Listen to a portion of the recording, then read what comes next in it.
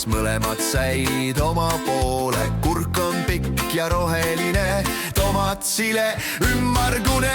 Nüüd on riiukuketoos, ühel vaja päikest sooja, teine anub vesi voola. Mis nüüd teha, mis nüüd teha? Kust ma leian uue koha, kurdab naabritädi meile, lisab, riid läks lahti eile. Mis nüüd teha, mis nüüd teha? Vanaema annab teada, Tuleb riiukuked seada nii, et ühel vihja teisel päike, siis ei välgu maja säike.